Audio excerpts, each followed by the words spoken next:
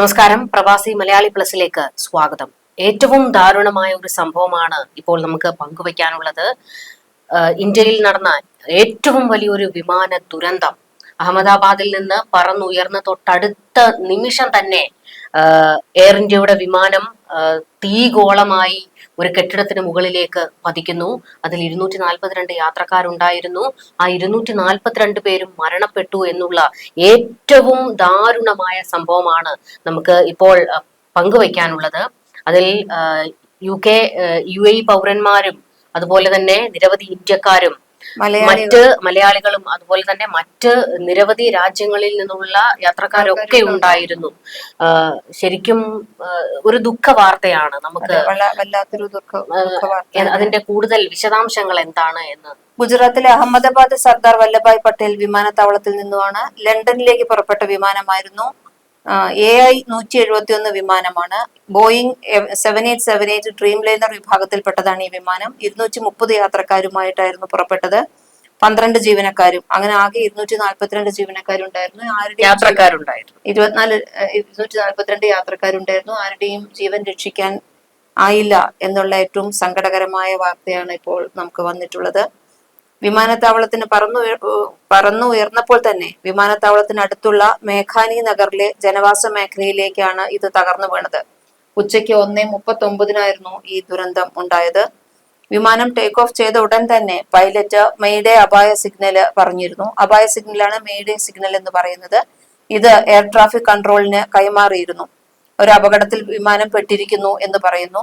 എന്താണ് അതിന് എഞ്ചിന് കുഴപ്പമുണ്ടായിരുന്നു എന്നായിരുന്നു ആദ്യം പുറത്തേക്ക് വന്നൊരു വിവരം. അതായത് വിമാനം പറന്നുയർന്ന് വിമാനത്തിന്റെ ഒരു ചിറക് ഒരു മരത്തിൽ തട്ടുന്നു. അങ്ങനെ വിമാനത്തിന്റെ നിയന്ത്രണം നഷ്ടപ്പെട്ട് തീഗോളമായി ഒരു കെട്ടിടത്തിന് മുകളിലേക്ക് പതിച്ചു എന്നായിരുന്നു. എന്നാൽ ഇപ്പോൾ ഒരു വിവരം പുറത്തേക്ക് വന്നിരിക്കുന്നത് വിമാനത്തിന്റെ 2 എഞ്ചിനുകളും തകരാറിലായിരുന്നു എന്നുള്ള വിവരം.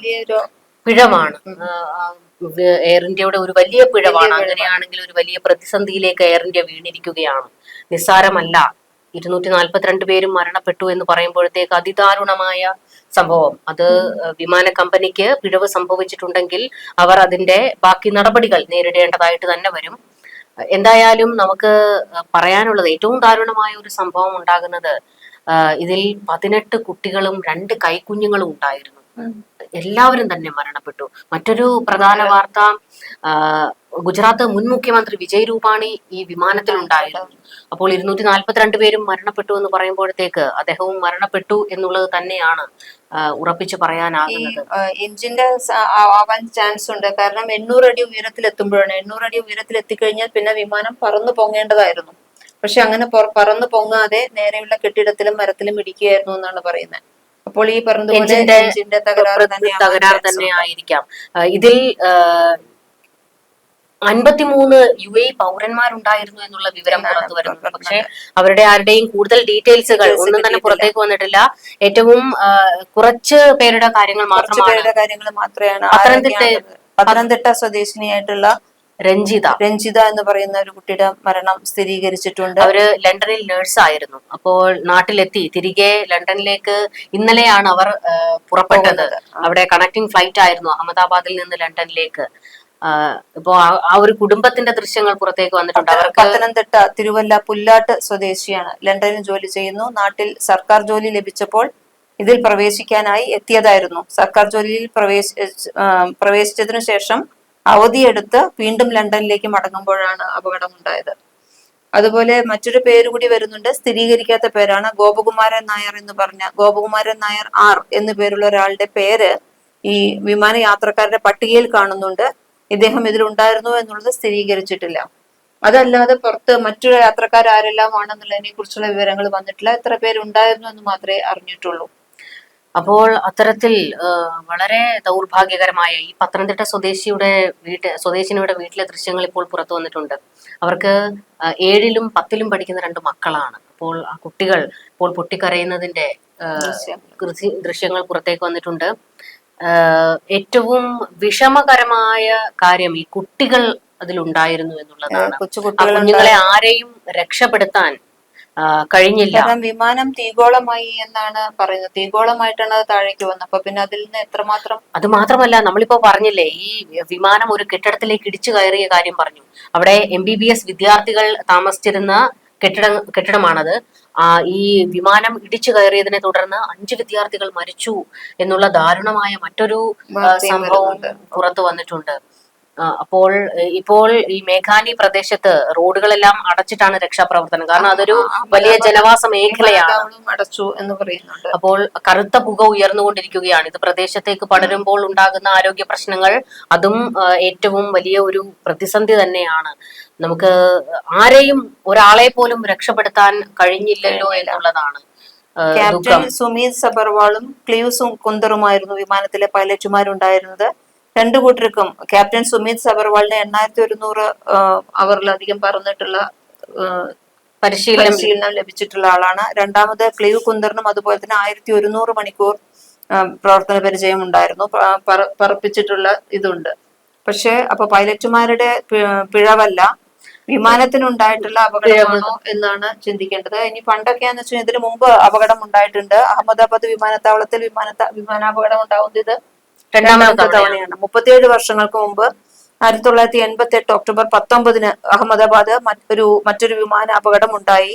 അന്ന് മുംബൈയിൽ നിന്ന് അഹമ്മദാബാദിലേക്ക് പോയ ഇന്ത്യൻ എയർലൈൻസിന്റെ A1113 എന്ന വിമാനമാണ് അപകടത്തിൽപ്പെട്ടത്. 164 പേർ അന്ന് മരിച്ചിരുന്നു.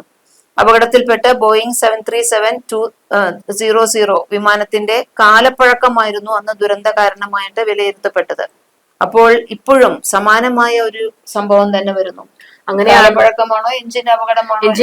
എഞ്ചിൻ തകരാറാണ് എന്ന് പറയുമ്പോൾ പോലും വിമാന കമ്പനിയുടെ ഒരു നിരുത്തരവാദിത്തമാണ്. കാരണം അത് പറക്കുന്നതിന് മുൻപ് തന്നെ, റൺവേയിലേക്ക് കൊണ്ടുവരുന്നതിന് മുൻപ് തന്നെ അതിന്റെ എല്ലാ വശങ്ങളും പരിശോധിച്ചിട്ടാണ് നമ്മൾ സാധാരണ എത്തിക്കാറുള്ളത്. അപ്പോൾ അത്തരത്തിലുള്ള പരിശോധനകളൊന്നും നടന്നില്ല എന്നുള്ള എന്താണ് ചോദ്യം. ഒരു ഗുരുതരമായ പിഴവ് തന്നെ സംഭവിച്ചിരിക്കുന്നു എന്ന് പറയേണ്ടി വരും. കഴിഞ്ഞ 5 വർഷത്തിനിടെ രാജ്യത്തുണ്ടായ ഏറ്റവും വലിയ വിമാനാപകടങ്ങളിൽ ഒന്നായി ഇപ്പോൾ അഹമ്മദാബാദ് എയർ ഇന്ത്യ വിമാനാപകടം മാറിയിരിക്കുകയാണ്. ഇതിനു മുമ്പ് എയർ ഇന്ത്യയുടെ മറ്റൊരു വിമാനം 2020 ഓഗസ്റ്റ് 7 കോഴിക്കോട് കരിപ്പൂർ അന്താരാഷ്ട്ര വിമാനത്തിൽ ഇറങ്ങുമ്പോൾ അപകടം സംഭവിച്ചിരുന്നു. അന്ന് നമുക്ക് 2 ദുരന്തങ്ങൾ നേരിടേണ്ടി വന്ന സമയമാണ്. ഒന്ന്, ഒരു പ്രളയ ഭീതിയിൽ നമ്മൾ നിൽക്കുന്നു. മറ്റൊന്ന്, പെട്ടിമുടി ദുരന്തം ഉണ്ടായത് അതിന്റെ ആ സമയത്ത് തന്നെയാണ്. അങ്ങനെ 2 ദുരന്തം. കരിപ്പൂരിൽ അന്ന് ദുരന്തം ഉണ്ടാകുമ്പോൾ രക്ഷാപ്രവർത്തനത്തിന് നമുക്ക് പെട്ടിമുടിയിലേക്ക് പോകണോ, കരിപ്പൂരിലേക്ക് പോകണോ? കരിപ്പൂരിലെ അങ്ങനെ ഒരു പ്രതിസന്ധി, അപകട സാധ്യതയുള്ള റൺവേ ആണത്. അപ്പോൾ അത്തരത്തിൽ എന്തായാലും ഇനിയിപ്പോൾ അതിലുണ്ടായിരുന്ന കൂടുതൽ ആൾക്കാരുടെ വിവരങ്ങൾ പുറത്തേക്ക് വരാനിരിക്കുന്നതേ ഉള്ളൂ. പക്ഷെ ഒരു എന്താ പറയേണ്ടത്, ഒരു ഈ വിമാനത്തിൽ യാത്ര ചെയ്യേണ്ടിയിരുന്ന ഒരാളുണ്ടായിരുന്നു. അവർക്ക് കൃത്യസമയത്ത് എയർപോർട്ടിൽ എത്താൻ കഴിഞ്ഞില്ല. അതുകൊണ്ട് അവർക്ക് ഈ വിമാനത്തിൽ കയറേണ്ടി വന്നില്ല. ഒരു ഭൂമി ചൗഹാൻ എന്ന് പറയുന്ന ഒരു യുവതി, അവർ കുറച്ചു നേരം ഒന്ന് വൈകിപ്പോയി എയർപോർട്ടിൽ എത്താനായിട്ട്. അപ്പോഴത്തേക്ക് വിമാനത്തിലേക്ക് ആൾക്കാരെ എല്ലാവരെയും കയറ്റി പിന്നെ അകത്തേക്ക് പ്രവേശിക്കാൻ കഴിയില്ല. ഇവർ അപ്പോൾ കരഞ്ഞു പറയുന്നുണ്ടായിരുന്നു, ലണ്ടനിലേക്ക് പോകേണ്ടിയിരുന്ന ആളാണ്. അപ്പൊ കരഞ്ഞു പറയുന്നുണ്ടായിരുന്നു, എന്നെ ഒന്ന് അകത്തേക്ക് കയറ്റി വിടൂ എന്ന് പറഞ്ഞുകൊണ്ട് അവർ കരയുന്നുണ്ടായിരുന്നു. പക്ഷെ അവിടെ നിന്ന് വിമാനം ഉയർന്നു പൊങ്ങി തൊട്ടടുത്ത നിമിഷം അത് പൊട്ടിത്തെറിച്ച് തീഗോളമായി വീഴുന്നു. പക്ഷെ തനിക്ക് ആ വിമാനത്തിൽ കയറാൻ പറ്റിയില്ല. അത് അവരുടെ ഒരു ആയുസിന്റെ ബലം. പക്ഷെ എന്നിട്ട് പോലും ആ വിമാനം തകർന്നതിന്റെ തൊട്ടടുത്ത നിമിഷം അവർക്ക് പൊട്ടിക്കരയേണ്ടി വന്നു. കാരണം അത്രത്തോളം വലിയൊരു ദുരന്തമാണ്. ഒരു തലനാരിഴയ്ക്ക് രക്ഷപ്പെട്ടു എങ്കിൽ തന്നെയും അത്ര വലിയൊരു ദുരന്തം നമ്മുടെ കൺമുന്നിൽ ഉണ്ടാകുക എന്നൊക്കെ പറയുമ്പോൾ നമുക്കത് പറയുമ്പോൾ പോലും നമുക്കതിനെ കുറിച്ച് കൂടുതൽ പറയാൻ സാധിക്കുന്നില്ല. എനിക്കതില് അത്രത്തോളം വിഷമം. എനിക്ക് കുഞ്ഞുങ്ങളെ ആരെയും രക്ഷപ്പെടുത്താൻ കഴിഞ്ഞില്ലല്ലോ. അതിപ്പോ വീട്ടുകാരുടെ കൂടെയുള്ള കുഞ്ഞുങ്ങൾ ഇങ്ങനെ ഒരു വലിയൊരു തീഗോളമായി കഴിഞ്ഞാൽ, സാധാരണ നമുക്ക് അപകടങ്ങളൊക്കെ ഉണ്ടാകുമ്പോഴത്തേക്ക് അതിൽ നിന്ന് രക്ഷപ്പെടാനുള്ള ഒരു നീക്കമൊക്കെ യാത്രക്കാർ നടത്തും. അപകടത്തിന് എല്ലാവരും ചെന്നിരുന്നു. ദുരന്ത രക്ഷാ പ്രവർത്തകർ എല്ലാവരും അവിടെ എത്തിയിരുന്നു. തീ കത്തി കഴിഞ്ഞാൽ പിന്നെ നമുക്ക് ചെയ്യാൻ പറ്റാത്ത ഒരു സാഹചര്യം. രക്ഷപ്പെടാനുള്ള എന്തെങ്കിലുമൊക്കെ നീക്കം ആ ഒരു സെക്കൻഡിലെങ്കിലും എല്ലാവരും നടത്തിയിട്ടുണ്ടാകാം. കുഞ്ഞുങ്ങളെയെങ്കിലും രക്ഷിക്കാനുള്ള. പക്ഷേ ആർക്കും ഒന്നും ചെയ്യാൻ സാധിച്ചില്ല. നമുക്ക് ഏറ്റവും വലിയ ദുരന്തമാണ് നമ്മുടെ രാജ്യത്തുണ്ടായിരിക്കുന്നത്. അപ്പോൾ ആ കുടുംബങ്ങളോട് ഒപ്പം നിൽക്കാം. കാരണം എല്ലാവരും ഒരു ആരെങ്കിലും ഒക്കെ രക്ഷപ്പെടും എന്നുള്ള ആശ്വാസവും ഒക്കെ ഉണ്ടായിരുന്നിരിക്കാം എല്ലാവർക്കും. പക്ഷേ ഈ വാർത്തകൾ കാണുമ്പോൾ എല്ലാ പ്രതീക്ഷയും നഷ്ടപ്പെട്ടാണ് ആ കുടുംബങ്ങളും നിൽക്കുന്നത്. ആ കുടുംബത്തിനൊപ്പം രാജ്യം ഒന്നടങ്കം ഉണ്ടാകും.